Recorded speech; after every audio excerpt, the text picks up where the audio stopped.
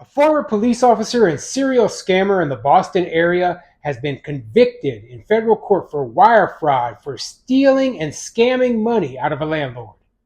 I'm Tony, and this is Real Estate Investing and Landlord News. All right, so I have an interesting update to a video that I covered quite a while back. I believe it was over a year ago, and it had to do with this police officer who was just basically scamming landlord after landlord after landlord, getting into a place, not paying rent, using so many different of the same frauds and scams that all the professional tenants and all the squatters use to be able to stay in properties for as long as possible without paying rent. Okay. And the problem was, I mean, this guy was a cop, a police officer, somebody supposed to be upholding the law. Well, guess what?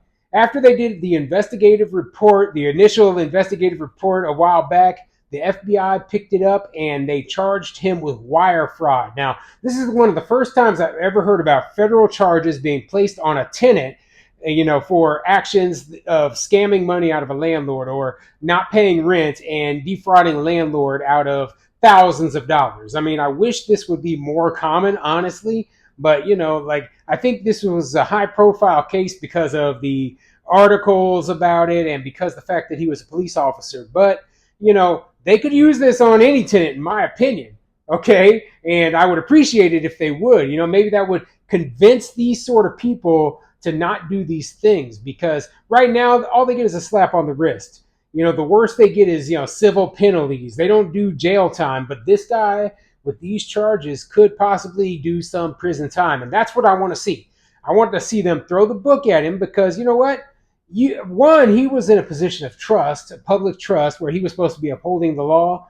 And I'm a federal law enforcement officer. I'm a law enforcement officer myself, and I think that the bad cops, the scumbags like this guy, they should get the punishment that they deserve. Okay, because you're making us all look bad. And the landlords, they deserve to be compensated and made whole.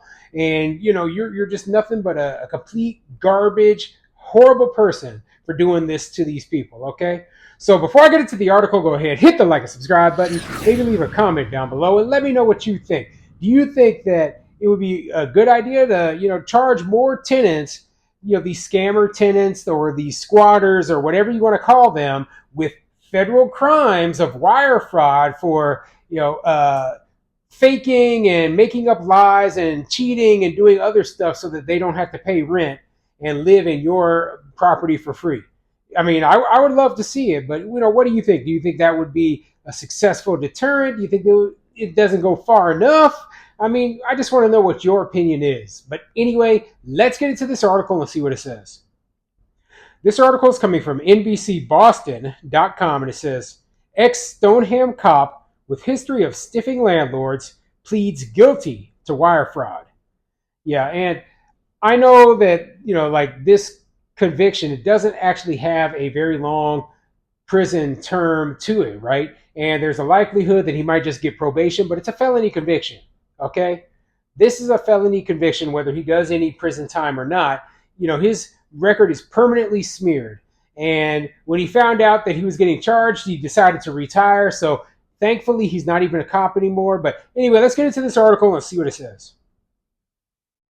A former Stoneham police detective with a history of evictions and unpaid civil judgments pleaded guilty to wire fraud in federal court on Wednesday, following an NBC Boston investigation. Robert Kennedy will be sentenced on January 4th, 2024, when a federal judge will decide if the disgraced cop should spend time in prison. My client has accepted full responsibility for the conduct in which he stands charged, defense attorney Brad Bailey told NBC 10 Boston outside the courthouse. In February, an NBC 10 Boston investigation detailed how court records show the detective sergeant had a pattern of not paying landlords the monthly rent stretching back 2 decades, including a property owned by an elderly couple in Woburn. So yeah, this guy has been doing this for 20 years, okay? He's been scamming landlord after landlord after landlord. But they finally caught up to him with these most recent landlords, and part of it was that, he made a pretty big error that caught the attention of the FBI. And let me continue with the article so I can make it clear what this error was. We reported how, in recent years, housing court records show he and his girlfriend racked up more than $50,000 in unpaid rent while being evicted from apartment complexes in Stoneham and Reading. During that 3-year period, salary records we obtained reveal Kennedy had earned more than $500,000 as a police officer.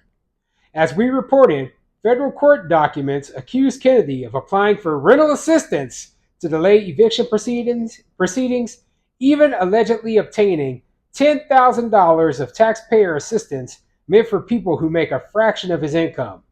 After seeing our investigation, a couple contacted us and said Kennedy and his girlfriend had not paid a dime since moving into their property in late 2022. During a subsequent interview, Artie and Peter Goldstein described how the police officer's security deposit and first month's rent checks both bounced. They also showed us how Kennedy had allegedly used a family member's social security number to obtain a clean credit report. And that's where the problem is, okay? The guy fraudulently applied for rental assistance and received $10,000 of rental assistance by lying and saying that he didn't make enough, or that his income wasn't as high as it is. Okay, this guy makes over $100,000 a year, yet claimed that he needed rental assistance. And with his most current landlord, he never paid a dime, and he wrote bad checks purposefully in order to get into the property. Okay, not only that, but he stole someone's social security number in order to use it so that his background check wouldn't be seen, all the evictions and all the bad credit history, etc. So this guy was doing multiple things that caught the attention of the FBI, not to mention the fact that he's a police officer, not to mention the fact that, hey, this got a newspaper article written about it, and they finally went after him, okay? But, like I was saying earlier, there's tenants who, they are doing this exact same stuff, who are not cops, who just get away with it. In fact, 99.9% of the scammers out there will never face any sort of criminal charges because they just don't feel that, oh well, it's even worth going after them, and then they expect us as landlords to file lawsuits and try to sue to get our money back. And I'm just like, hey, that's a complete joke. This is a crime. These people are stealing from us.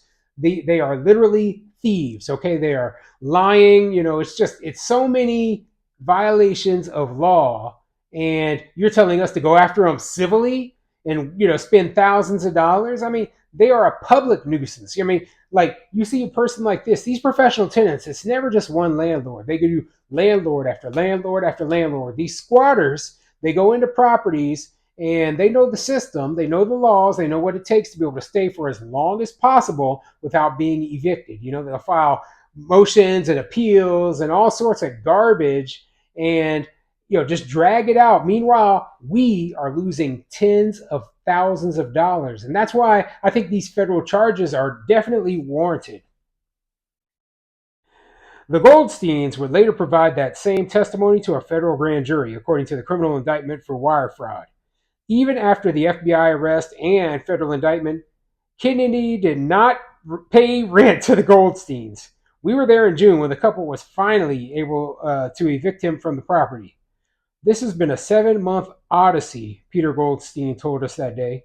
It's that difficult, and he fought us at every turn. He knew the system. He knew which hearings to go to and which not to.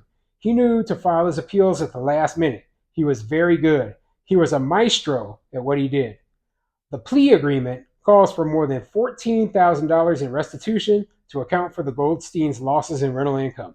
So yeah, not only did he have to plead guilty to felony wire fraud, but he also had to, sit there and say he'll pay $14,000 in restitution. Okay, so the Goldsteins, they're going to get their money back, but all the other landlords who were scammed by this scumbag, they're probably never going to see a dime. Okay, I definitely would go after him now, in particular, because he's been convicted. It's proven that he's a scammer. And, like, the main thing is that going into the future, he's going to keep doing this. He is, okay? This is his thing. This is how he's operated for 20 years, and he got away with it. So if you're a landlord in this area, look out for this guy. Do not trust him for 1 second, okay? He will scam you. He will get in your property and you will have to evict him, and you'll be going through all this nonsense. Okay, and he doesn't give one crap about anybody but himself. He's a greedy dirtbag, and my suggestion is do thorough tenant screening, because there's other people just like him out there. They just don't have the criminal record. But do thorough tenant screening no matter what, because you don't want to get caught up in this sort of nonsense.